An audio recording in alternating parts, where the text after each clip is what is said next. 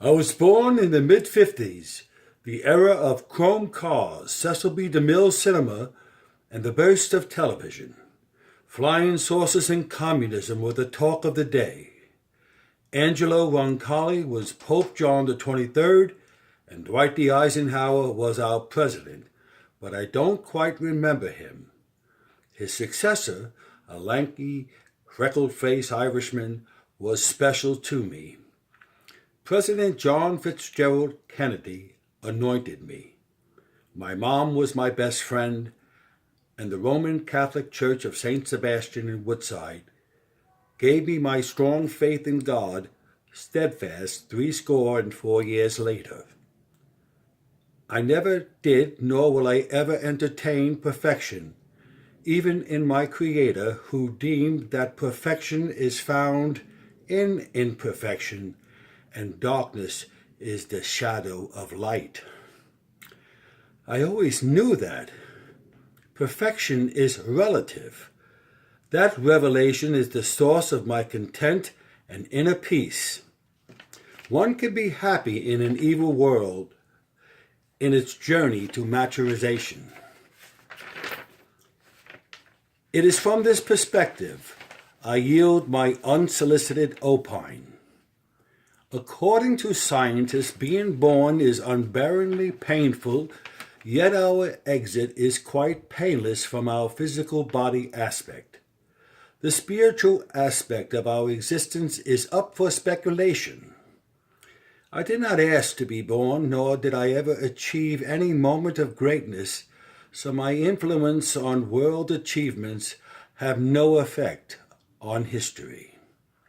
Yet other human beings that might affect history came into this world as a direct result of my existence. This holds true for everybody, including those who never conceived children. I have therefore come to believe each of us ever born belongs to the dream of the Supreme Being, God Almighty, conceived for his purpose, and it is a timeless, wonderful story. Consider the opening prose of The Tale of Two Cities by Charles Dickens. It was the best of times, it was the worst of times.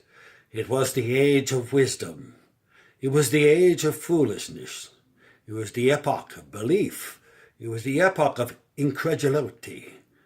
It was the season of light. It was the season of darkness. It was the spring of hope. It was the winter of despair. This is the yin-yang of life, of culture, of our destiny. In God's plan, the best is yet to come, but too many of us have metaphorical myopia. Some opt to quit the proverbial race by suicide. Even evil is the shadow of goodness, because it was and it is written, God made it and saw that it was good. The world will not miss a step when my departure comes, yet I hope that wherever I go, I will awaken to the call, breakfast is ready. This familiar herald wakens me daily in my dreams, precisely at 3 a.m. every day, as long as I can remember. I do not get out of bed until an hour or so later, and sometimes I cook my own, but anticipating sitting in a booth at a local diner sets the tone of the day. I am the Eggman, and the universe is askew if the fruit of the chicken does not adorn my plate sans meat is acceptable.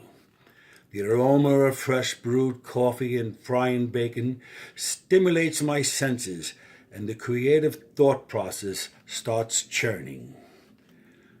I know this is not for everybody, but for me, this is a tenet of existence. I am but one drop of water in the sea of life.